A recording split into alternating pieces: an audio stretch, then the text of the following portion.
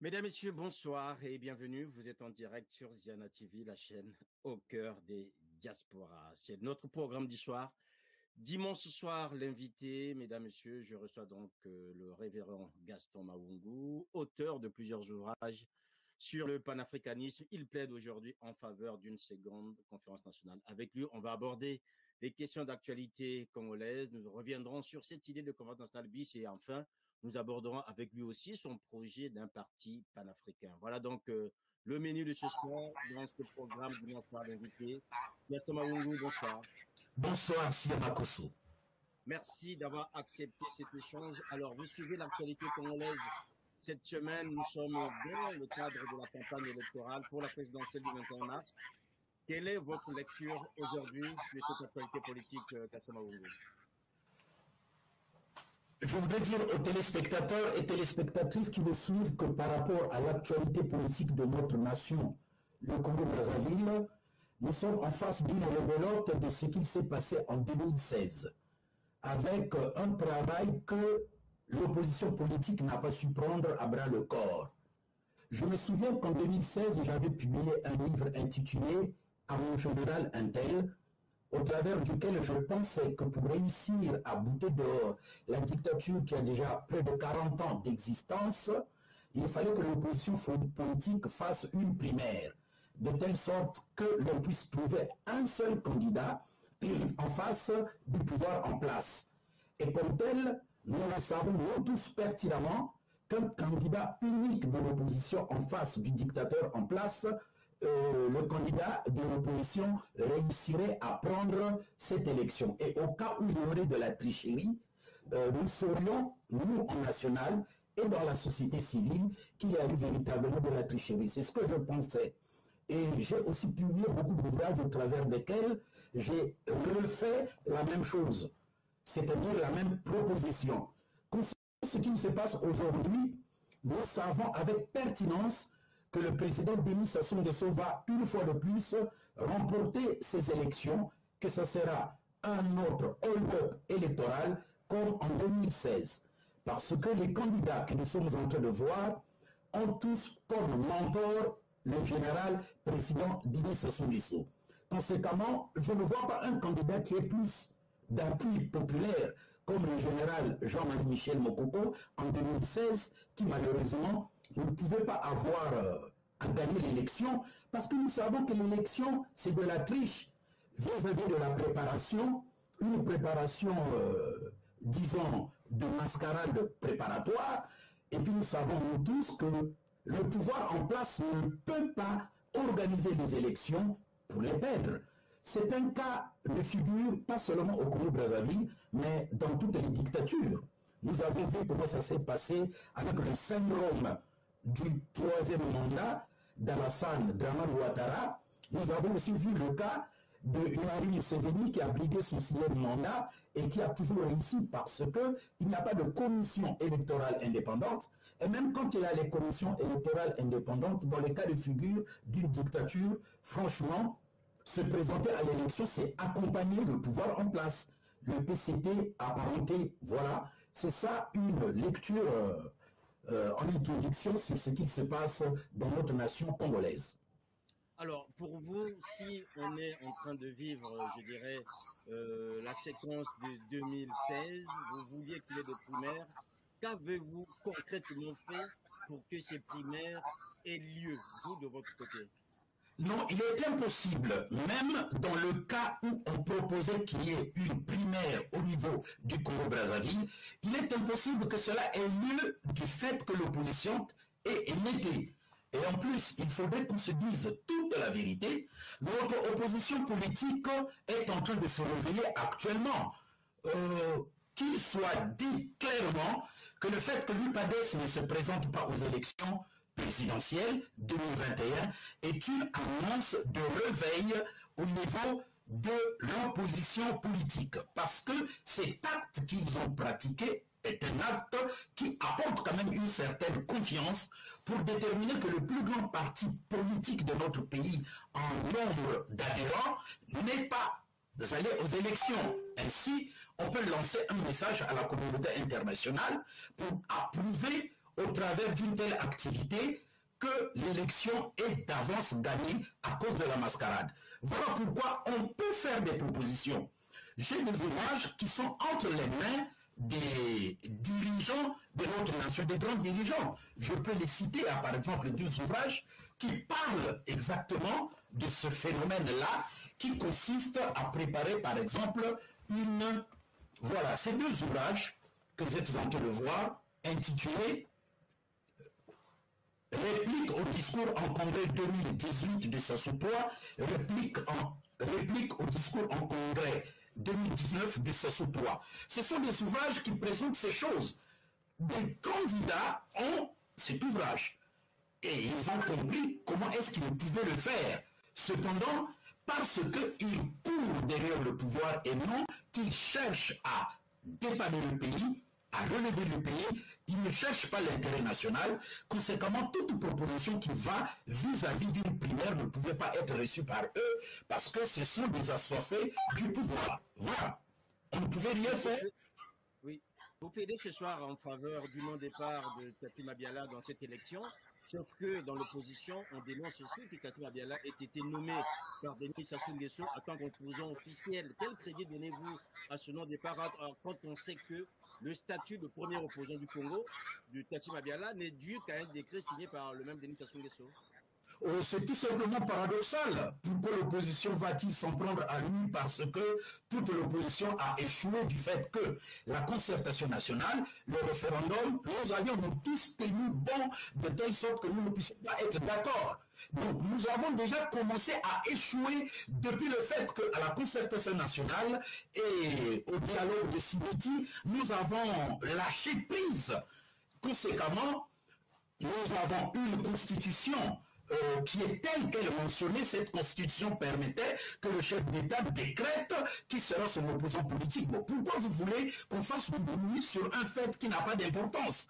Parce que le véritable problème, c'est de s'opposer objectivement, n'est-ce pas, à cette gouvernance dictatoriale, pleine d'injustice, de corruption, d'intolérance, baignant dans une impunité capitale. Le vrai problème, c'est la dictature et non la position de l'UPADES ou la position de n'importe quel parti. Parce qu'il faudrait qu'on sache véritablement que le PCT est apparenté, c'est accaparé de tout le pouvoir. L'argent du pays est entre ses mains, l'armée est entre ses mains, la diplomatie est entre ses mains. Il est impossible qu'une opposition puisse vivre. C'est devenu une opposition de mendicité. Pourquoi? Mais parce que l'État n'existe pas.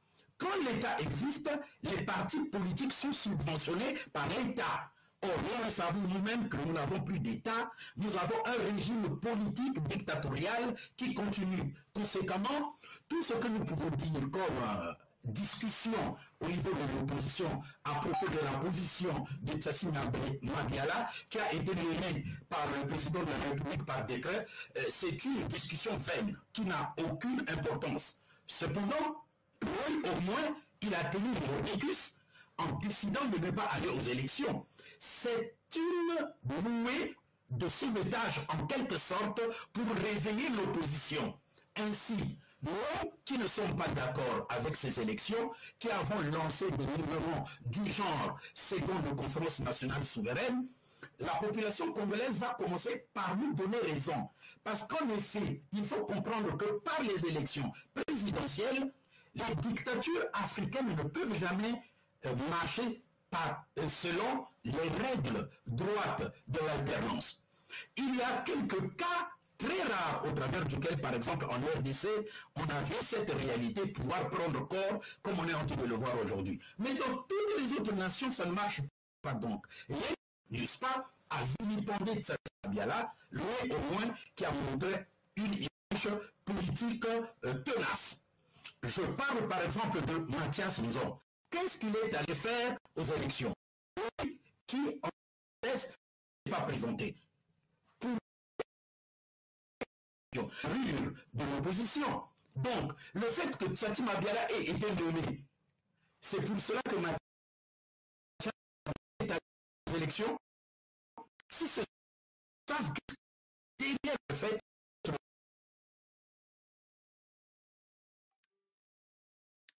Alors, on a un petit souci avec le réseau de notre invité, le pasteur Gaston Mavungu, en espérant qu'on puisse le retrouver. Donc, mesdames, messieurs, vous êtes bien sûr en direct sur Zianati, vous suivez ce programme. Dimanche soir, notre invité ce soir, c'est un homme de Dieu, comme on le dit dans le jargon bien congolais, le révérend Gaston Mavungu, qui vient ce soir non seulement évoquer l'actualité nationale congolaise liée à l'élection présidentielle, mais aussi évoquer un peu la vision qui était la sienne, puisque lui était déjà partisan peut-être pas d'un report, mais enfin, du fait que cette élection n'ait pas lieu, et pourtant, vous l'entendez là dire que ceux qui sont partis ont sans doute tort, prenant plutôt une position favorable euh, du côté de Tati Mabiala que pour lui, du fait que l'UPADS et son premier secrétaire n'aient pas pris part à cette élection. Cela était un signe pour l'opposition et pour notre invité. L'occasion était aussi pour cette opposition d'organiser une primaire afin de pouvoir sortir un candidat qui aurait pu représenter toute l'opposition. Il faut dire que pour monsieur Gaston Mavungu, qui est notre invité ce soir, l'occasion, c'était aussi montrer que finalement, cette opposition a du mal à s'entendre et ne pouvant pas s'entendre, elle passe comme ça aux côtés des occasions, donnant encore, je dirais, un jeu favorable à Denis Sassou Nguesso. Voilà, donc, mesdames, messieurs, avec lui, nous aborderons d'autres aspects de cette actualité, puisque, vous le savez, Gaston Mavungu est aussi partisan d'un deuxième, d'un deuxième round de la conférence nationale, puisqu'il parle d'une seconde conférence nationale. C'est vraiment la thèse qui est la sienne. Et vous le savez que beaucoup d'hommes politiques partagent cette thèse. Et pourtant, nous savons que du côté de Brazzaville, quand on parle de conférence nationale ou de dialogue inclusif, on vous parle donc des dialogues politiques qui sont réalisés sur place, sur le terrain. Avec lui aussi, notre invité, nous aborderons des questions panafricaines, puisque Gaston Mavungu est un auteur assez prolifique. Il a écrit plusieurs ouvrages sur le panafricanisme. Il a une vision politique sur le continent. Ce sera aussi l'occasion pour lui de venir nous en parler pour que nous comprenions à peu près qu'est-ce qu'il en est concrètement et qu'est-ce qu'il voudrait proposer par rapport à cette idée de seconde conférence nationale aux Congolais, quand on sait que la première aujourd'hui, tout le monde reconnaît que ça a aussi été un échec, puisque, vous le savez, les décisions qui avaient été prises n'ont jamais toutes été appliquées, ce qui complique encore les choses aujourd'hui. Voilà donc, mesdames, messieurs, ce qu'on peut dire rapidement par rapport à l'invité qui est le nôtre aujourd'hui. En attendant, nous allons faire une petite pause, le temps que nous le retrouvons, puisque je vous rappelle que vous suivez donc ce programme dimanche soir à l'invité, et notre invité ce soir, c'est le révérend pasteur Mavungu. Voilà, Gaston Mavungu, pardon. Et en attendant qu'il revienne, on va juste faire une petite pause. Je vous remercie de rester fidèle à nos programmes.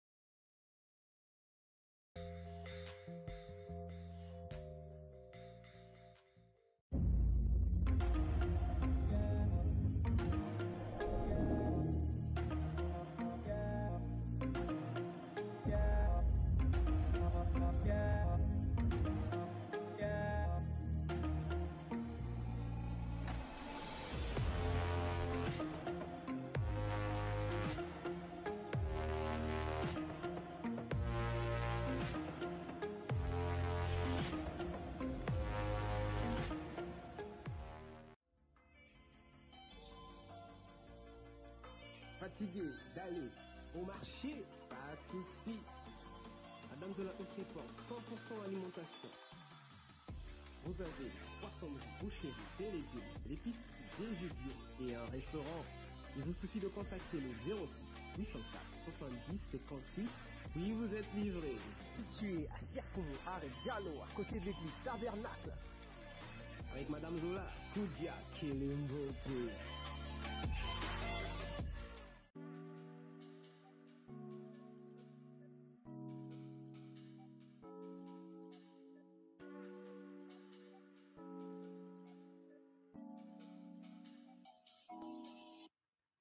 Voilà, mesdames, messieurs, vous êtes bien sûr en direct sur Ziana TV. Vous suivez avec nous ce programme. Dimanche soir, l'invité.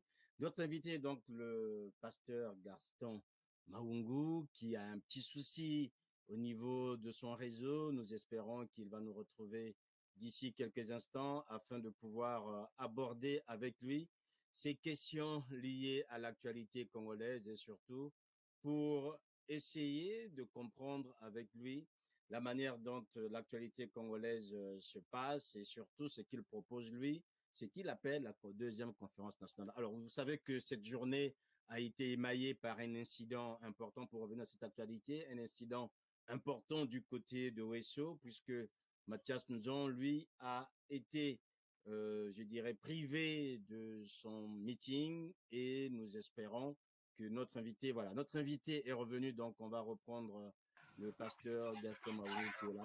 Voilà, est-ce que vous nous entendez maintenant, révérend Exactement, je vous entends maintenant. Je vous entends. Il y a un petit souci au niveau, on a eu un petit souci de votre côté, donc au niveau du réseau, vous êtes revenu, sauf qu'au niveau de votre son, il est un peu saturé et on a une voix qui est assez, on s'entend en fait. Je ne sais pas si vous avez un deuxième appareil qui est en route. Ah oui, c'est sûr, je vais donc éteindre le deuxième appareil qui est en route. Alors là, oui, je vais éteindre le deuxième appareil. Je l'ai éteint, oui. C'était mon Facebook qui est en route. Voilà, donc là, on avait un retour. Il y a toujours un retour. Ah bon? On a toujours un retour, oui. On a toujours un retour, mais bon, la qualité du son, ça fait en sorte qu'on n'ait pas une bonne qualité de son de votre côté. D'accord. Oh là là. Ok. Et donc là, je dois... Bon, mais c'est éteint, hein? D'accord. Mais écoutez, on va aller. Vous étiez en train d'argumenter. Nous étions donc sur cette position qui n'a pas su s'entendre et vous déplorez aujourd'hui le fait que on va sans doute repartir par rapport à ce qui s'est fait en 2016. Oui, justement parce que nous ne voyons pas l'évolution de nos carrures politiques prendre le taureau par les cornes. Parce qu'une nation avec son élite, avec ses élites, avec ses leaders d'opinion, doivent quand même avoir des quartiers généraux pour la réflexion, en vue de voir comment est-ce que nous pouvons régler la crise multidimensionnelle qui est en train de sévir dans notre pays.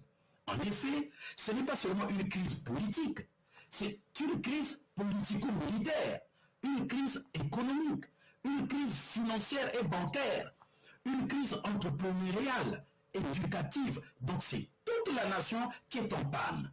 Conséquemment, 2016 aura été un échec cuisant.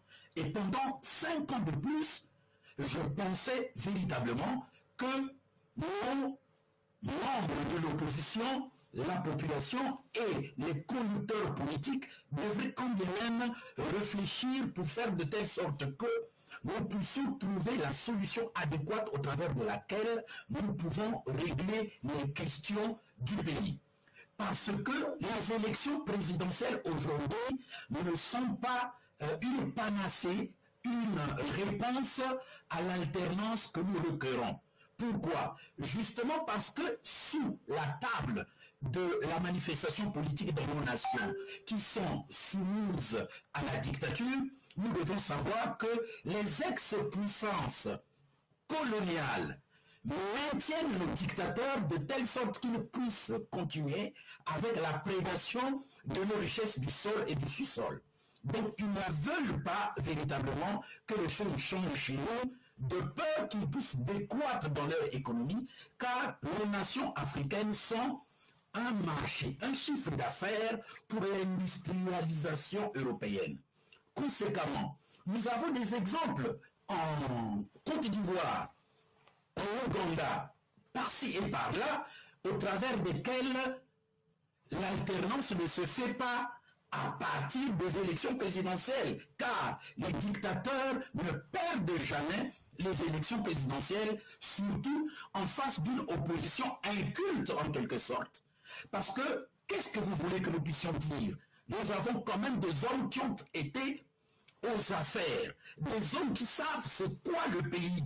Mais ils devraient prendre à bras le corps la situation pour faire par exemple une primaire en vue de désigner un seul candidats de toute la nation à l'opposition qui se présenteraient avec le dictateur et nous aurions pu remporter la victoire dans ce sens. Au cas où il tricherait, nous serions en même de profiter de sa tricherie pour passer par exemple à la désobéissance civile. Cependant, ils n'ont pas cette intelligence de conduire la politique de notre nation dans ce sens. Conséquemment, nous avons une forte confiance de reconnaître qu'ils travaillent pour accompagner le dictateur jusqu'à ce qu'il meure et après ils vont ensanglanter le pays pour une succession, je crois bien violente, comme ils sont en train de le penser. Parce qu'il est très simple aujourd'hui d'évincer le dictateur. Nous avons des cas de figure. Donc voilà, je pense que c'est un échec et nous allons encore faire la même chose. Il va encore faire son hold-up et personne ne parlera parce que nous sommes mal préparés. Alors, il faut dire que quelqu'un qui va dans le sens qui est le vôtre, c'est Modeste Mukadia, qui lui aussi estime aujourd'hui qu'il faut aller à une désobéissance civile. On va l'écouter quelques minutes et ensuite vous réagir. Peuple congolais. J'ai dit que M. Sassou avait franchi la ligne rouge. Les actes de violence commis contre le peuple par les bébés noirs sont inacceptables. Il est vraiment temps d'arrêter cette mascarade d'élection du 21 mars. Oui, la ligne a été franchie. Et je redis que chaque mort sera comptabilisée et tous les candidats à cette fosse présidentielle seront tenus pour complices et responsables. J'appelle le peuple à la désobéissance civile, car c'est le moyen de sauver des vies. Je vous en conjure, restez chez vous le 21 mars. Est-ce que vous souscrivez à ce discours de Modeste Mukadia? Je suis parfaitement d'accord avec une partie du discours du vieux Modeste Mukadia. Sauf que je ne suis pas d'accord que l'on puisse appeler à la désobéissance civile alors que nous sommes impréparés. Tenez, j'ai crié sur les réseaux sociaux qu'il fallait que nous puissions réaliser une conférence diasporaïque, de telle sorte que toute la diaspora devienne la troisième force politique de notre nation pour avoir une activité politique et associative contributive dans la sortie de crise de notre pays. Cependant, vous avez vous-même vu ce que nous avions fait. Non, ils ne veulent pas de cela, parce que chacun voudrait sortir comme étant le messie du peuple congolais. Donc je suis absolument opposé au fait qu'il appelle à la désobéissance civile, car la désobéissance civile, elle se prépare. Bon, si nous avons un véritable retour de l'activité socio-politique telle que cela se réalise en Afrique, nous pouvons être fiers de dire que sans préparation, il est absurde, par exemple, qu'il y ait eu le printemps arabe, car le printemps arabe n'a entraîné que la destruction de la structure politique et économique de nos nations. Parce que 10 ans après, que ce soit en Tunisie, que ce soit en Libye, que ce soit en Égypte, que ce soit en Algérie, nous savons que les dictateurs sont tombés, mais le développement économique n'est pas arrivé parce que effectivement il y avait une impréparation. Conséquemment, nous sommes à l'extérieur du pays, nous sommes la diaspora, nous sommes une composante de notre nation. Nous connaissons comment est notre pays. Il est impossible d'appeler aujourd'hui à la désobéissance civile lorsque nous savons que la classe moyenne de notre nation est complice, n'est-ce pas, de ce parcours dictatorial que le pouvoir en place est en train de réaliser. Vous voulez que la désobéissance civile commence par quoi? Il faudrait que nous sachions que si nous avons pu aller à la conférence nationale souveraine, c'est parce qu'il y avait un syndicat unique dans le pays. Lorsque Jean-Michel Bokamaya-Ngouma, le syndicaliste général, a décidé de rejoindre, n'est-ce pas, la mouvance du multipartisme, alors il y avait une véritable désobéissance civile. Aujourd'hui, il y a plusieurs syndicats. Et les syndicats d'aujourd'hui sont tous mourants. Leur expression ne compte plus parce que fragilisés tout simplement du fait qu'il n'y a pas des entreprises, il n'y a pas des usines, il n'y a pas du travail, il n'y a pas des emplois. Conséquemment, faire un appel comme ça, c'est de la vanité politique.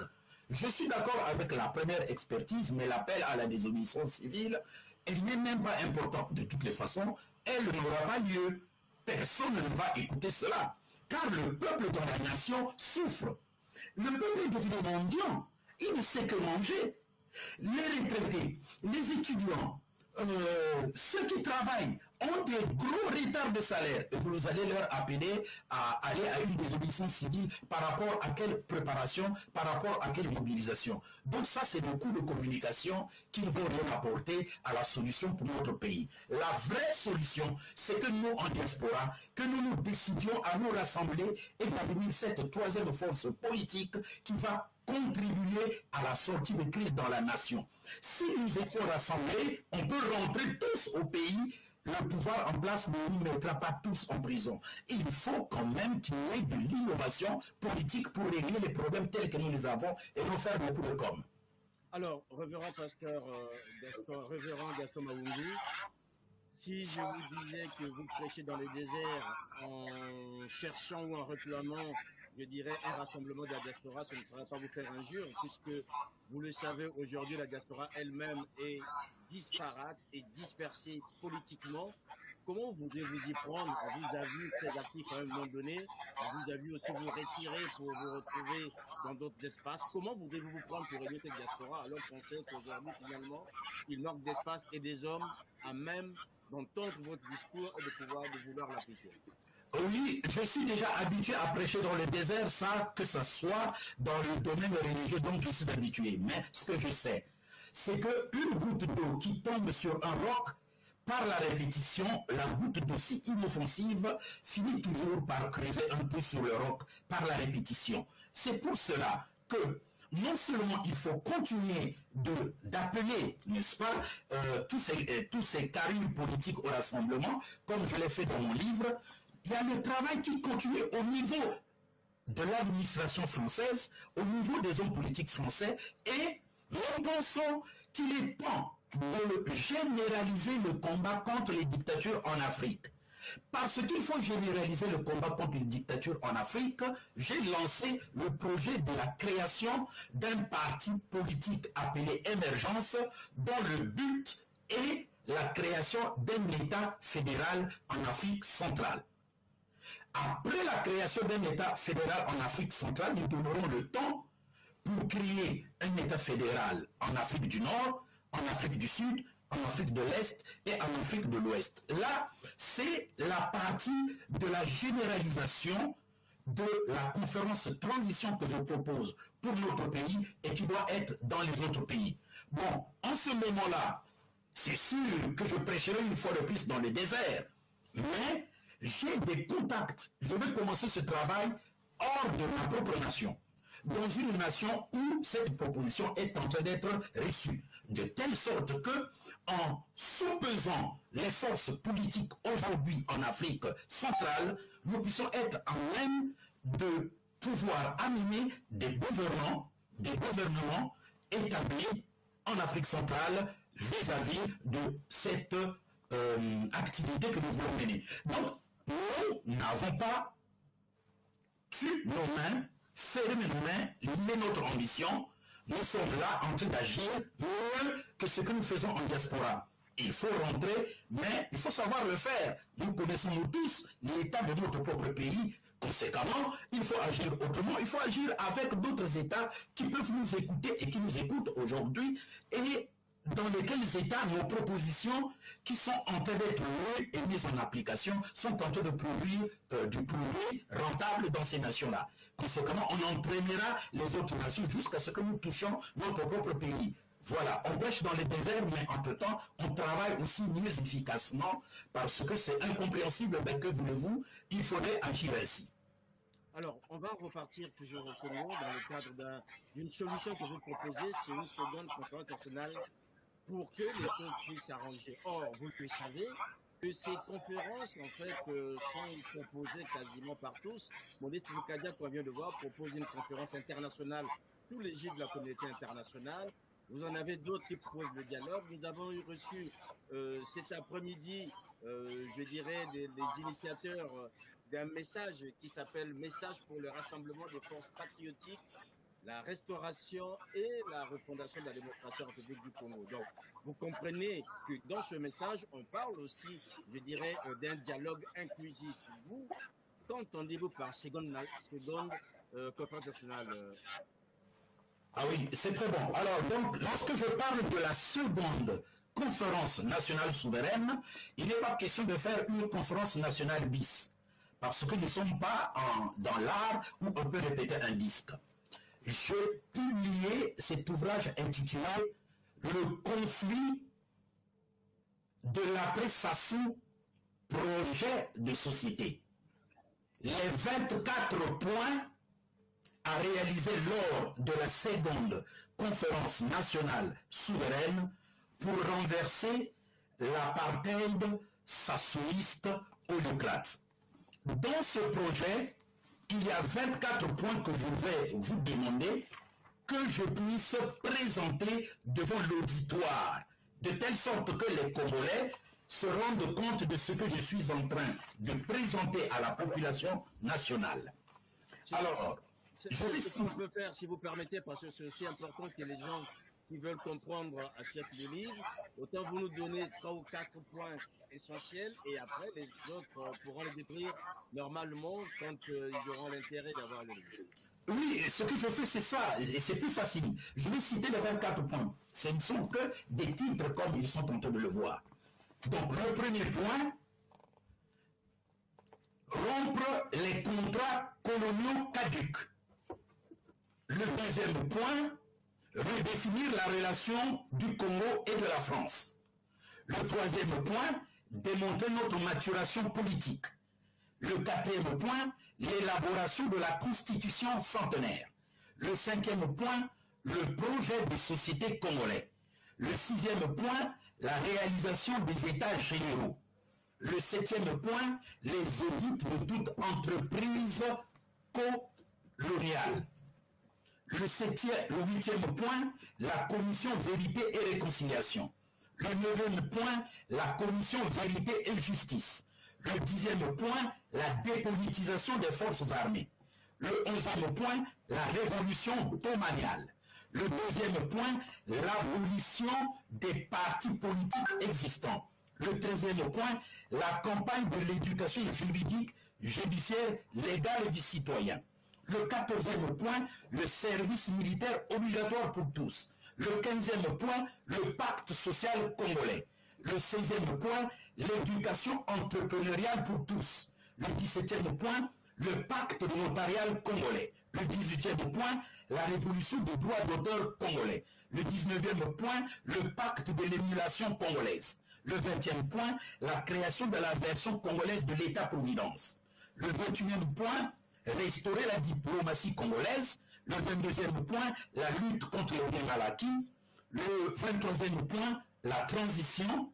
Le 24e point, les élections présidentielles et autres élections générales. Voici l'ossature de ce que je propose dans la seconde conférence nationale, qui est une conférence transition.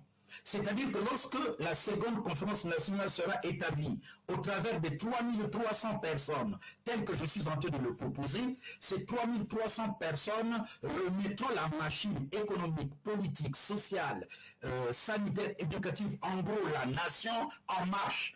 Et tant que la nation n'est pas encore mise en marche, par rapport à deux grands points. Un, l'expertise de ce qui s'est passé entre 1960, 1990, 1990 et 2020, la proposition de comment sortir le pays de la crise. Tant que la seconde conférence nationale souveraine n'a pas mis en marche ces 24 points, elle continuera. Elle pourra faire 2 à 4 ans. C'est la proposition que vous pouvez entendre lorsque je parle de la seconde conférence nationale souveraine.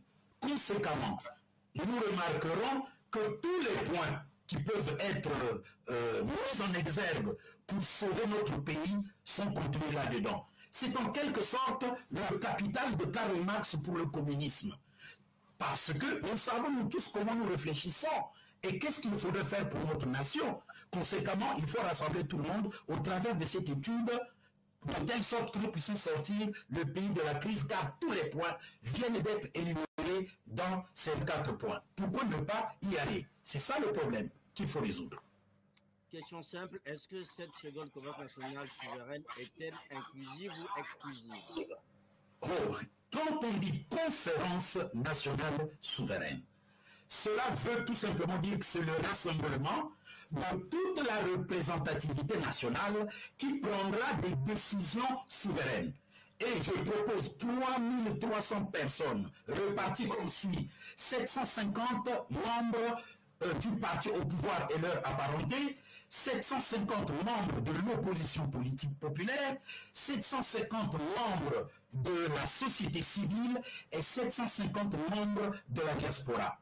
Et nous allons ajouter 300 places qui reviendront aux organisations non gouvernementales et aux médias pour voir ce qu'il va se passer dans la nation. Donc, elle est absolument inclusive. Je dis bien absolument inclusive, telle que je vais de vous le démontrer. D'accord. Alors, quand on vous entend, on se dit, waouh, voilà la solution que tout le monde attendait. Sauf qu'aujourd'hui, qui vous accompagne dans cette démarche d'Assoma Wungu? Eh bien, les forces politiques qui existent, que ce soit dans la diaspora ou encore sur place au Congo. Quelle démarche avez-vous faite et qui aujourd'hui est à vos côtés pour soutenir cette seconde conférence nationale souveraine? Eh bien, je veux vous dire tout simplement que les gens qui sont autour de moi savent que j'ai publié 40 ouvrages pour régler la problématique de notre pays. Les gens avec qui vous m'avez vu, par exemple, passer sur Ziana TV, avec qui vous m'avez vu aller à la télévision, et plutôt à l'ambassade, ils savent que j'ai publié près de 40 ouvrages. Et donc, qui m'accompagne? Mais c'est parce que les gens refusent, n'est-ce pas, que nous puissions nous associer. Conséquemment, je pense qu'il faudrait réaliser ce travail à partir d'une nation tiers. Juste pour réussir cela ailleurs avant d'amener cela dans notre nation. Cependant, je suis convaincu qu'avec l'échec, c'est-à-dire quand Sassou va encore prendre le pouvoir, alors nous tous nous allons regarder à quelque chose, au conflit de l'après Sassou. Conséquemment, nous nous dirons, écoutez, Kandate Zouate, prenons à bras le corps les propositions du révérend Gaston Maoumou et allons-y. Voilà donc, je suis en train de compter actuellement, étant ouvert, parce que j'ai publié un ouvrage, ça veut dire que cet ouvrage ne m'appartient plus. La proposition du conflit de la paix, ça sous-projet de société ne m'appartient plus. Cela appartient à tous les Congolais. Conséquemment, si nous n'allons pas réussir à rassembler la diaspora, je suis convaincu que cette fois-ci, nous réussirons à faire une conférence diasporaïque, de telle sorte que, regardez, le vieux Bougadia a les mêmes idées que moi. Moi, j'ai les mêmes idées que Donald a les mêmes idées. Donc, il y a tout simplement quelque chose qui va nous rassembler, qui nous manque. La chose qui va nous rassembler est une vision. La vision est là, il faudrait maintenant former l'équipe.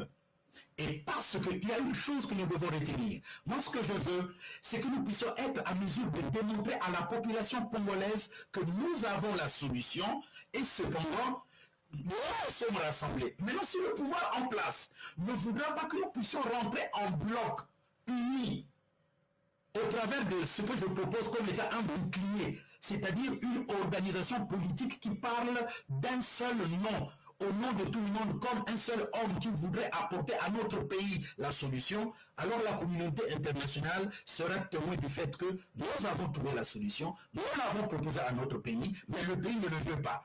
C'est ce que je fais. Conséquemment, pour moi qui me suit, eh bien, je voudrais que nous tous nous levions comme un seul homme au travers de cette proposition que j'ai faite, de telle sorte que nous puissions la réussir parce que je ne suis pas un homme politique qui cherche le pouvoir. Je suis un révérend qui excelle dans mon domaine. J'ai publié 80 ouvrages en ce qui concerne la religion en 10 ans. Donc je sais ce que je fais. Je suis en train d'apporter le concours à mon pays que j'aime, le pays qui m'a formé, qui m'a forgé. C'est pour cela que je suis sûr que si nous nous rassemblions, nous pouvons rentrer au pays, faire la proposition qui va sauver le pays. Pourquoi le pouvoir en place n'acceptera-t-il pas cela si nous le faisons comme je suis en train de le proposer?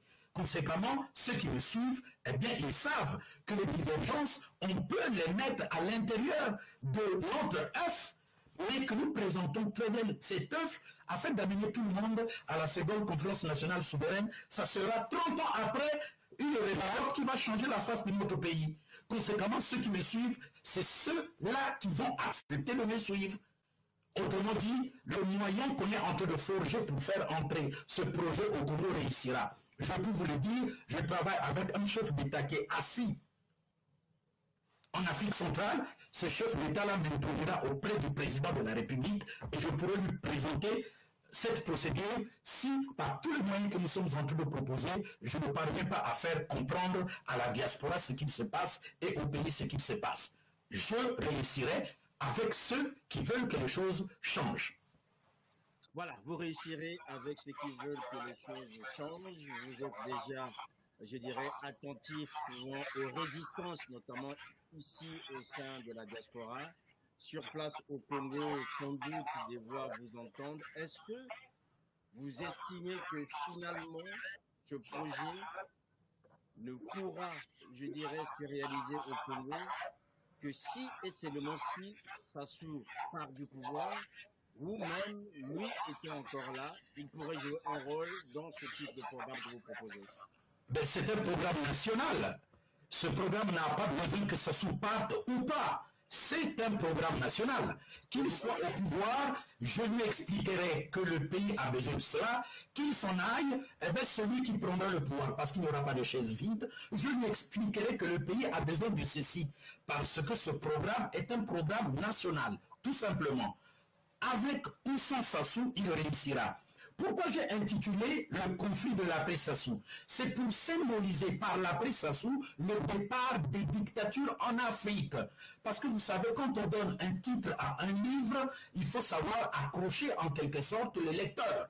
Mais quand les gens vont lire le programme, c'est un programme qui n'a rien à voir avec le fait que Sassou soit au pouvoir ou pas. C'est-à-dire, si je ne le souhaite pas, si Sassou mourait aujourd'hui, nous aurons un comité militaire qui va prendre le pouvoir pour préparer les obsèques et peut-être les élections ou pas. J'irai voir ce comité militaire-là pour dire voici ce qu'il faut faire pour le pays.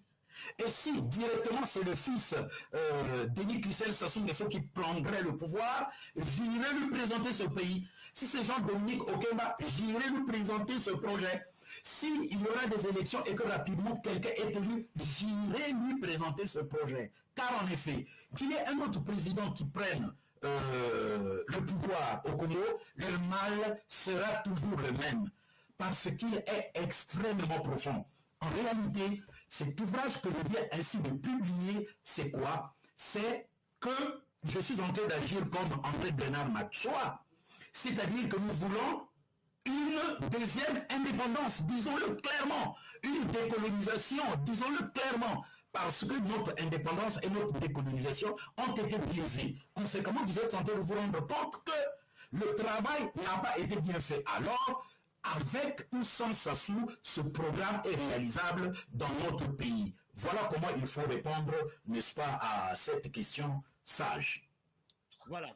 Quittons le petit périmètre du Congo pour voir un peu plus large sur le continent. Vous parliez tout à l'heure quasiment de 5 pays à peu près sur ce continent, les États fédéraux.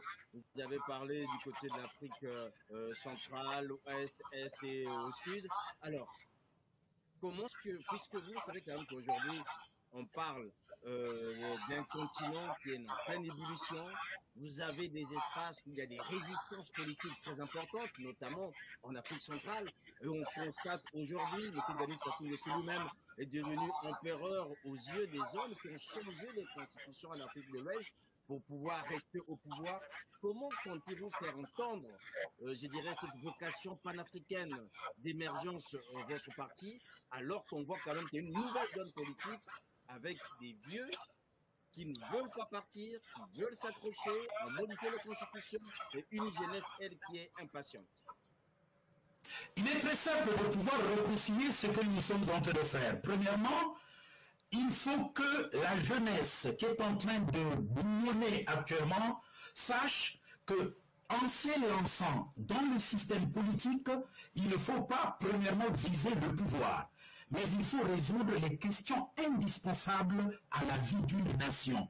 Le plus souvent, tous ceux qui sont tentés de s'élancer en politique, ils prennent un bout et les voilà qui sont partis. Ils prennent un bout et les voilà qui sont partis. Alors que lorsque nous sommes en train d'observer les 24 points, par exemple, qu'il y a dans le conflit de la paix sous projet de société, cela a donné naissance à quoi? Eh bien, cela a donné naissance à un autre ouvrage intitulé « Émergence africaine ». Émergence africaine. Bon, je n'ai pas juste sur place l'ouvrage. Cependant, je suis en passe de créer un parti politique intitulé Émergence, dont voici les statuts, la charte et le règlement intérieur, dans le but de créer le premier État fédéral centrafricain, qui regroupera 12 nations, c'est-à-dire qui est la résurgence de l'Empire Congo. Parce qu'il faudrait avouer, en effet, que ces 12 nations que je cite, c'est-à-dire ceux de l'Afrique centrale, plus le Rwanda, le Burundi, la Mozambique et l'Angola, sont le territoire sur lequel s'était épanoui l'Empire Congo. Je suis en train de militer pour la construction, l'édification d'un État fédéral en Afrique centrale.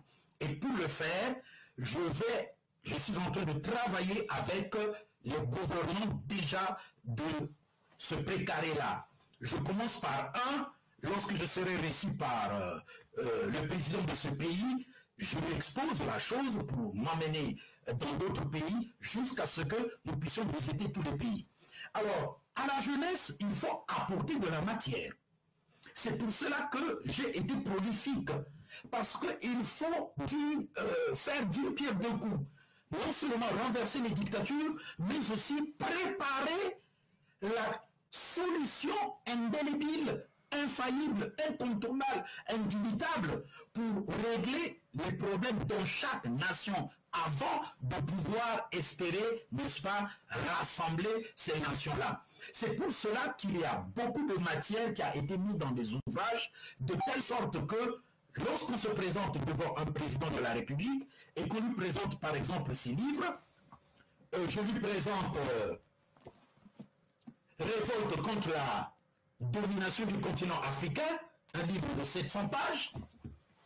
Je lui présente pourquoi problématique, Banque mondiale et carte d'identité des richesses africaines, 600 pages. Je lui présente Émergence qui n'est pas avec moi ici, 400 pages. Je lui présente Discours unificateur qui est là, 540 pages. Il va prendre des conseillers qui vont étudier tout ceci, ils vont se dire, ben, nous avons quand même matière à faire. Donc nous comptons sur l'éducation politique, n'est-ce pas, de cette jeunesse qui voudrait que les choses changent, tant en diaspora que dans nos nations. Parce que l'éducation est la mère de toute la science, la mère de toutes les révolutions. Entre-temps, je peux rappeler à n'importe qui que si le Capital nu était écrit par Engels et Karl Marx, Lénine n'aurait pas pu réussir la révolution russe contre le système des tsars. Or, aujourd'hui, nos dictatures ressemblent au système tsariste en Russie. Conséquemment, la bonne littérature sociopolitique qu'il y a dans le livre le matérialisme dialectique, le matérialisme historique et le capital, a fait de telle sorte que les Russes s'en imprègnent et qu'ils puissent réussir pour la première fois à implanter un régime communiste en Russie. Donc, cette préparation, cet ensemble d'ouvrages qui ont été écrits dans un but de moderniser la lutte contre les dictatures en endogène et les dictatures en exogène. Parce que, quand je suis en train de dire que les dictatures sont implantées par les ex-puissances coloniales, c'est une vérité. Pourquoi je dis que c'est une vérité? Mais c'est parce que cet ouvrage que vous êtes en train de voir est quand même dans l'administration française. Mais on me fait toujours poireauter.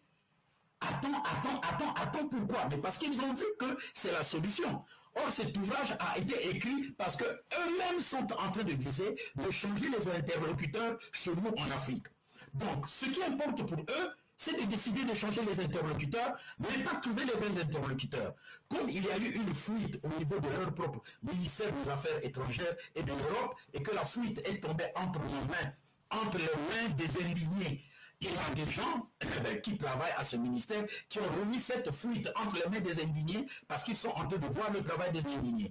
Comme je suis avec les indignés, on m'a donné cette fuite, j'ai travaillé cela, j'ai produit ce livre et je leur ai retourné en leur disant ce que vous proposez ne changera pas la donne en Afrique, c'est ce que nous proposons qui devra changer la donne. Et donc aujourd'hui, où je suis en train de vous parler, cet ouvrage est entre les mains de l'administration française. Peut-être bientôt qu'elle sera entre les mains de la présidence.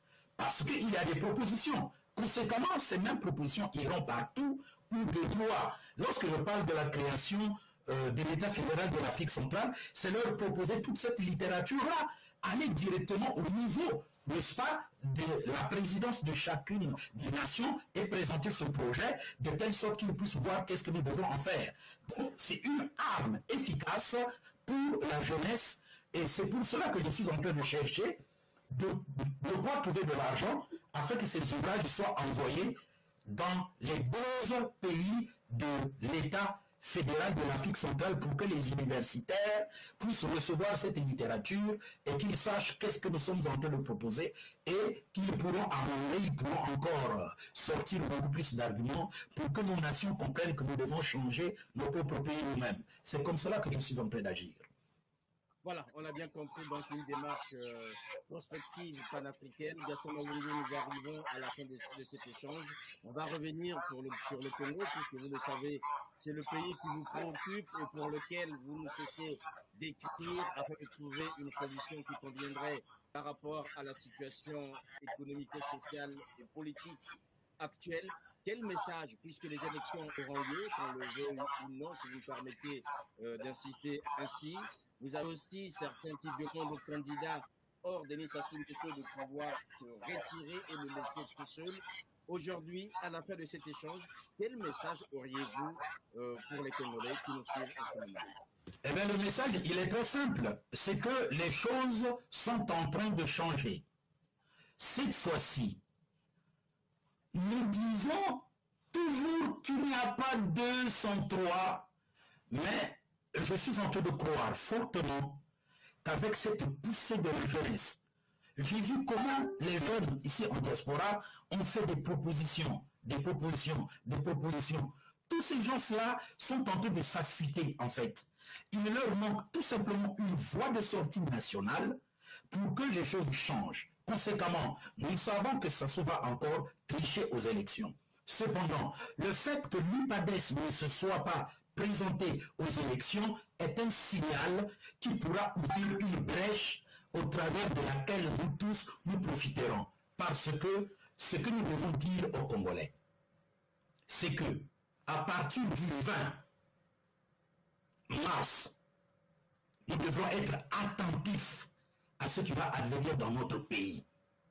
Et après les résultats trichés, nous devons aussi faire attention parce que notre trop c'est trop est en train d'ouvrir une brèche. La communauté internationale, en reconnaissant que le plus grand parti de l'opposition ne s'est pas présenté, saura déjà qu'il y a quelque chose qui manque. Et tout le travail qui est en train d'être fait par tout le monde ici, lui, de la communauté internationale. Parce que quand on parle de communauté internationale, nous-mêmes nous y sommes inclus. Donc, soyons sages, intelligents, patientons tout simplement que nous puissions aborder vigoureusement la proposition de la seconde conférence nationale souveraine parce que nous la réussirons tant bien que mal aujourd'hui du fait que j'ai cité devant le large public les 24 points. Les gens sont en train de comprendre, de discerner qu'est-ce que nous sommes en train de proposer. Conséquemment, vous savez vous-même que tous les discours de ceux qui sont allés aux élections, ce sont des discours nullards. Nous sommes en train tous de les écouter. Ils ont été faits par Denis Sassou Nguesso pour qu'on pense qu'il y a une démocratie dans notre nation, car tous ceux qui sont tout autour, les Kolela et autres, les Mathias Nzon, ils mangent à la mangeoire de Denis Sassou Nguesso. Donc la population est en train de comprendre que nous n'allons plus continuer ainsi. Nous réglerons le problème de notre pays, nous rentrerons au pays, nous sommes en train de chercher les voies et moyens, et il y a aussi quelque chose qui va arriver le 20, sur laquelle nous devons nous tous faire attention, pour permettre en ce que nous parvenions pas seulement à changer les dictatures, mais aussi à trouver une véritable solution de sortie des crises à la problématique si profonde. Aujourd'hui, les gens disent que le Congo fait naufrage. Non, le Congo est déjà englouti dans l'océan de l'indigence exsangue. Nous devons le reconnaître. Le naufrage du Congo, c'est lorsque Alphonse Massamba Deba a été démis. C'est là où il y a eu le naufrage du pays. Le reste, c'est la dictature militaro-politique qui a amené le pays dans cette situation. Donc, nous changerons certainement notre pays. Et ce que je demande, c'est que nous puissions aujourd'hui mettre de côté nos égos avec toutes les propositions qu'il y a sur un tel, sur tel groupe, sur telle élite, sur tel leader d'opinion. Il nous faut réussir à réaliser la conférence diasporaïque. La goutte d'eau continue de parler. Et je suis confiant que Brazzaville est en train de suivre mon appel. Et ça changera quelque chose. Parce que, regardez vous-même, quand je disais que je dois faire de la politique, eh bien, on a un pasteur, le colonel Onyange aujourd'hui, qui s'est présenté aux élections. Donc, il y a quelque chose qui bouge derrière ce bout d'homme que tu es en train de recevoir. Et je suis confiant, laissons-le prendre son pouvoir, et après, il y aura une crise. Parce que ça, c'est inévitable qu'il y aura une crise à cause du fait que ce trop de Congolais a trouvé une voie de sortie. Le fait qu'il y a un grand parti de l'opposition qui ne s'est pas présenté. Mais il n'y a pas seulement que ce grand parti de l'opposition qui ne s'est pas présenté. Il y a d'autres partis aussi. Vous pensez que c'est pour rien qu'ils ont fait cela? C'est pour quelque chose. Conséquemment, nous réglerons le problème du Congo en nous unissant et en mettant nos égos de côté. Nous sommes en train de travailler pour que nous donnons une main forte à notre pays. Nous sommes en train de nous préparer pour rentrer. Il n'y a pas de problème. Nous rentrerons et on verra comment nous allons changer le pays. Voilà le message que je peux dire aujourd'hui. Et surtout, nous voulons, parce que nous tous nous aimons le Congo. Il n'y a pas une personne qui aime le Congo plus que tout le monde. Il n'y a pas une famille au Congo qui aime le Congo plus que tout le monde. Il n'y a pas une tribu qui aime le Congo plus que tout le monde. Il n'y a pas un regroupement régional qui aime le Congo plus que tout le monde. Le Nord a produit l'apartheid sassouniste holocrate que je décris dans mes ouvrages. Cela ne veut pas dire que c'est tous les nordistes dont je suis en train de décrire. Je décris un principe politique militaire qu'on appelle l'apartheid sassouniste holocrate. Parce que l'apartheid sud-africaine se lie aujourd'hui dans la préfiguration et la figuration politique de notre pays. 1. L'armée appartient à un seul groupe, l'argent du pays appartient à un seul groupe. On a coulé toutes les entreprises étatiques à vil prix pour les racheter par le président, la famille présidentielle, la famille politique, en vue de prendre l'argent du pays et de le mettre dans leur poche. Et cela ne marche pas. La diplomatie est entre nos mains. C'est de l'apartheid qu'on appelle cela. Donc quand je dis l'apartheid sassouniste, parce que c'est Sassou qui est le prince de cet apartheid. Holocrate, c'est parce que c'est son fief. Donc ce n'est pas une injure pour quiconque se retrouverait dans ce contexte. Ne peuvent être inquiétés que le président de la République, sa famille biologique, sa famille politique, les apparentés du PCT et le 1%, je dis bien le 1% de la population congolaise qui se sucre avec lui. Parce que quand nous parlons de faire partir le système, mettez-vous en tête qu'il y a au moins 50 000 personnes qui sont directement impliquées dans ce naufrage économique, financier, où est parti les 14 000 milliards de générations futures. Notre pays ne peut même plus traiter avec la Banque mondiale. Il y a une chose que nous devons savoir. Notre pétrole a été bradé à la France et à la Chine. Ce qui revient à dire que le futur président qui prendra le pouvoir doit être capable de savoir négocier avec la deuxième puissance mondiale car elle ne voudra pas perdre les milliards et les milliards au travers desquels ils ont acheté par hypothèque le pétrole congolais. Dans 30 ans, on continuera toujours d'envoyer du pétrole en Chine pour l'argent que Denis Sassou Nguesso a pris, qu'il a mis dans sa poche. Lequel argent il n'a même pas pu l'utiliser. Aujourd'hui, c'est de chercher à savoir où est-ce qu'il a mis l'argent.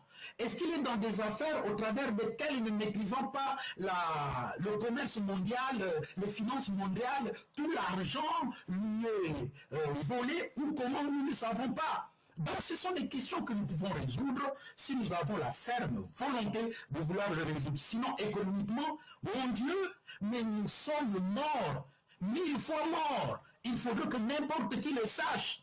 Donc, pour sortir de là, il faut un courage politique. Et ce courage politique ne peut pas être sur les bras de Denis Sassou Nguesso, ni ceux qui sont tout autour de lui, ni ceux qu'il a fait, c'est-à-dire ceux qui sont en train de se présenter aux élections aujourd'hui. Ce courage-là viendra de nous autres, qui avons étudié comme il faudrait le système dictatorial français, européen, occidental, oriental, et qui pouvons apporter la révolution des mentalités, comme il en a eu le cas dans la révolution chinoise, la révolution russe, la révolution française, la révolution américaine. Le peuple congolais doit demeurer serein, ne pas tenter quelque chose qui va faire qu'il y ait des morts pour rien. Nous ne voulons plus que les gens meurent par des slogans qui n'ont pas d'impact et d'importance politique.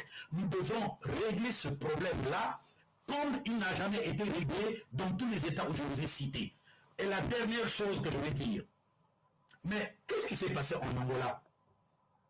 Il y a eu un coup d'État de velours pour que Eduardo dos Santos s'en aille et que João Lourenço prenne le pouvoir. Et que João Lourenço, en prenant le pouvoir, il a demandé à Eduardo Santos de rapatrier son argent, à sa fille de rapatrier son argent, au fils de Eduardo Santos de rapatrier l'argent, ainsi que tous les caciques d'Eduardo dos Santos. Ils ont des généraux dans notre pays. Ils n'étudient pas ce qui se passe ailleurs.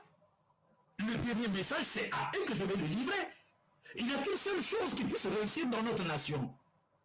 Un coup d'état de palais, comme en Angola. Voilà, nous allons être clairs. Donc, que les Congolais se tranquillisent. Je suis un envoyé de Dieu. Le message que je porte, il est faible, mais c'est le message de Dieu. En parlant ainsi, des généraux vont m'écouter. Ils vont se réveiller. Et ils savent ce qui s'est passé en Angola. Pour que Eduardo dos Santos s'en aille, que João Lourenço prenne le pouvoir, lequel est en train de développer actuellement l'Angola. Quand on cite les 10 premières nations en Afrique, on cite aujourd'hui l'Angola. Voilà, je pense que c'est très clair et limpide. Je sais qu'est-ce que ça peut produire. Parce que nous connaissons nous tous les Congolais. Une fois de plus, merci d'avoir pris de donner votre vision du Congo et du continent africain, révérend Gaston Mawungo. Oui, nous n'avons pas abordé la question entre mon projet et le projet de la création d'un État, d'un super État africain. Avec ta permission, si tu pourras m'inviter prochainement pour que nous puissions parler un peu sur la contradiction entre le projet de la création de 5 États fédéraux en Afrique et la création d'un super État africain. Ça pourra faire une bonne émission pour essayer de faire comprendre à la jeunesse ce que nous devons faire dans ce sens. Parce qu'aujourd'hui, on voit trop gros. Il faudrait qu'on crée un super État africain pour se développer. Non.